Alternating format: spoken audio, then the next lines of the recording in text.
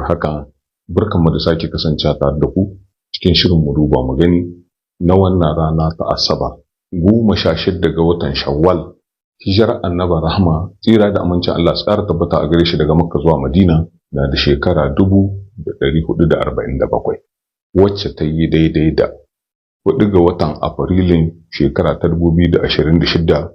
bayan aihuwar Annabi Isa alaihi salam. Za mu yaye labulen shirin na wannan rana da jinjinar ban girma zuwa ga zaɓaɓɓen shugaban ƙasa, shugaban jamhuriya Muhammad Bazoum, sakamakon cika ma 'yan ƙasa 'yan Nijar alkawarin da ya ɗokar musu a gaban Allah, a gaban tarihi, duk duniya tana kallon shi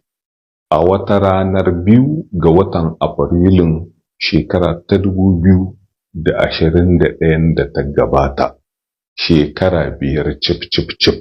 yana mai rantsuwa da Alƙur'ani mai tsarki akan cewa za su same shi a matsayin adalin shugaban ƙasarmu ta Nijar, wanda baya nuna bara-bara, za ya yi ƙoƙarin ya tsaye da gaskiya da shari'a ta hanyar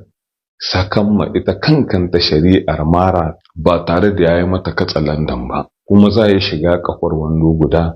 da duk wani mai yunƙurin ya yi handama da babakere da dukiyar al'umma domin ci gaban ƙasarmu ta Nijar. To alhamdulillahi, duk da cin amanar shi da Cani da Isuhu Muhammadu suka yi ta hanyar hana shi aiwatar da wannan aiki na shugabancin wannan ƙasa tamu mai duban albarka, a iya cewa Bazoum ya yi galaba, Bazoum ne ya yi kayi, domin tsawon watanni 34 da suke ci gaba da yin garkuwa da shi game da mai ɗakin shi sun kasa sa shi marabus. Kenan a iya cewa ya cika ma 'yan ƙasa 'yan Nijar alkawarin da ya ɗokar musu, saboda buƙatar Muhammadu Isuhu ta kasa cika ta neman Bazoum ya yi marabus, a zo cikin gaugawa a yi mashi transition rewisi domin ya dawo saman kujerar mulki. Shi kuma Cani da Isuhu Muhammadu ya yi amfani da shi ya aiwatar da wannan aiki, kasawar shi ta bayyana ga fili, tunda ƙasa ga ta nan tana ta lalacewa, har abin ya kai Cani da shi da kumbaganin shi cewa Allah ya isa akan laya. To akan wannan magana da ake cewa akan laya, ga saƙo zuwa gare ka ya kai Cani daga bakin talaka bawan Allah, wanda bai san hawa balantana sabka ba, kake nan kana cin albasa da bakin shi, alhali ka zo ne domin biyan buƙatar kanka. To akan wannan batu, talakawa su ma sun ce saƙon da kabbatun bai ya isar musu ta hanyar wannan message radio da aka aika cikin jihohi daban-daban na ƙasarmu, akan cewa malamai da sarakuna su yi amfani da wata dama tun a ranar jiya Juma'a cikin huɗubobi daban-daban da za a gabatar a cikin masallatai, akan cewa duk wanda aka gama kai da shi ko kuma ya ji ko ya gani wani da yake son ya cuta ma wannan ƙasa tamu ta jamhuriyar Nijar, amma ya yi shiru bai yi magana ba, to shi ma akan laya. To talakawa sun ce a gaya maka,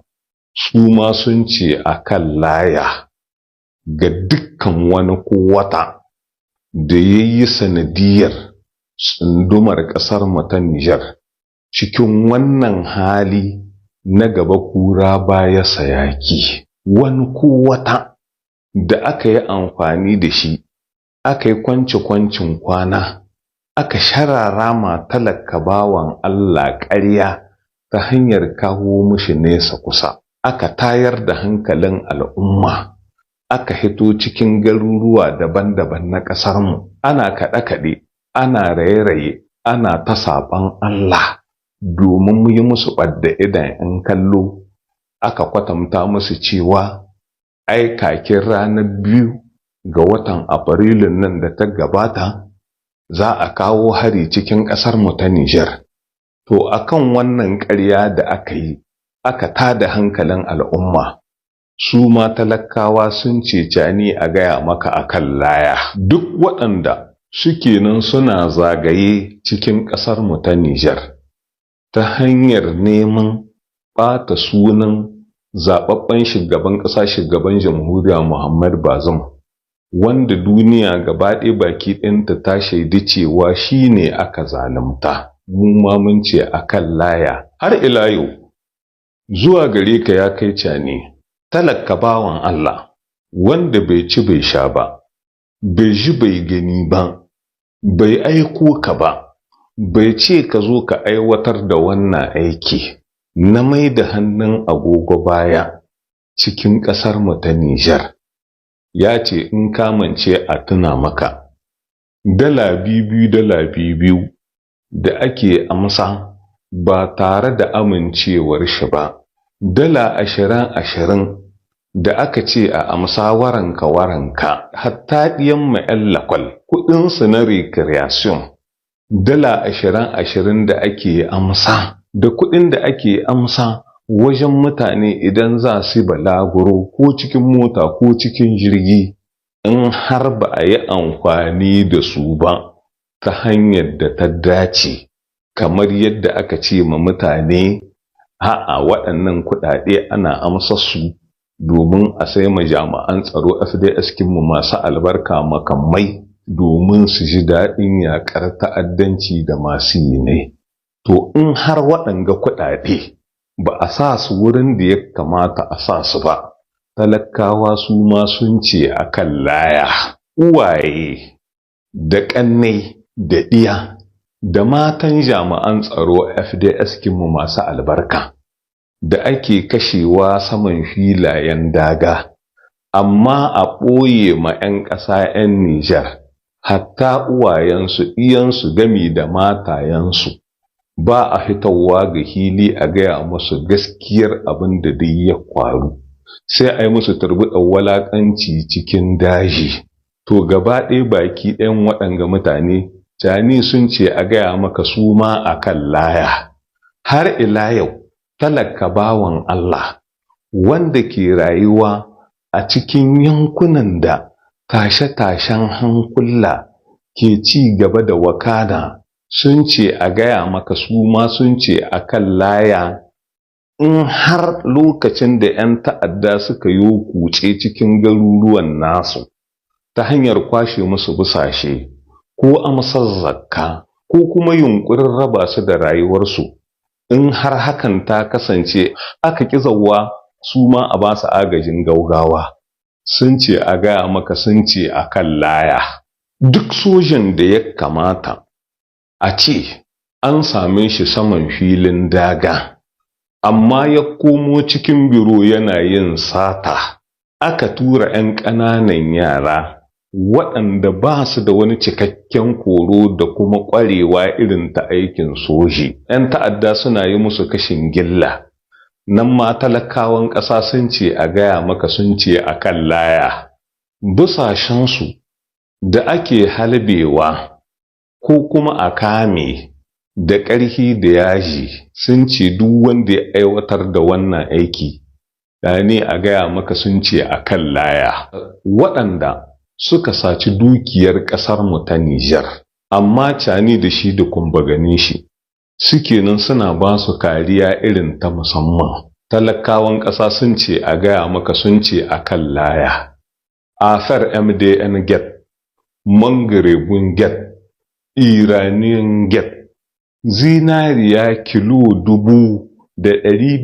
578, wanda Dauda Aliyu ya fito ya gudanar da taron manema labarai, ya ce an kama ta a filin tashi da saukar jiragen sama na ƙasar Habasha, za su sa Interpol ta amso musu wannan zinariya a maido da ita cikin ƙasar mu ta Nijar.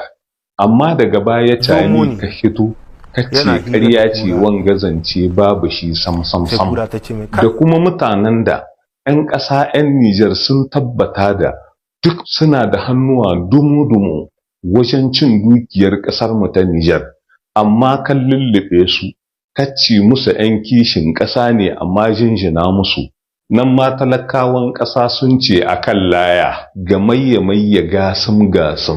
kin sojojin nan angulu da kan shamuwa suna sayan filaye da gidaje suna ta gine-gine kamar irin abin ga na ibro namu mai tana acid. Sai gashi ta bayyana ga hili babban ɓarawo ne har yana kiran mutane Belgique akan cewa a samu mayyan kayan aiki irin na zamani, yana kiran likitoci yana kwatanta musu cewa za a gina wani babban asibiti, amma a gefe guda ana tura ɗiyan mutane daji su sun komo cikin birrika suna yin sata. Gaman ledin da kuka hiddu domin cuta ma rayuwar al'umma, ku sa talakawa ɗaukar makamai ba tare da suna da wata ƙwarewa irin ta aikin soji, jayo musu fushi na 'yan ta'adda su zo cikin garuruwansu suna fatattaka su. Kowa ya gani cikin satin ga irin abubuwan da kenan suna ta kwaruwa a sassa daban-daban na ƙasar mu, hare-hare nan, hare-hare can. 'Yan ta'adda sai ci gaba da yi ma talaka bawan Allah barazana suke tsayi suna ƙarawa. Muna zamana lahiya, ba laihin zamana ba na tsaye. Dukkan waɗanda aka zalunta ba bisa kan ƙa'ida ba, mutanen da ake ƙoƙarin a tozarta su, a ɓata musu suna, a yi musu ƙage da sheri da tuggu da makirci da ƙasafi, to da mu da kai da ke da ita da mu da su, duk wanda ya yi sanadiyar cin amanar wannan ƙasa ta mu ta jamhuriyar Nijar, Allah ya mana sakayya, kasancewar ba mu da ƙarfi ba mu da iko sai abin da Allah ya yi. Da wannan muka zo ƙarshen shi wannan shiri na wannan rana, sai lokaci na gaba idan mai girma ɗaukaka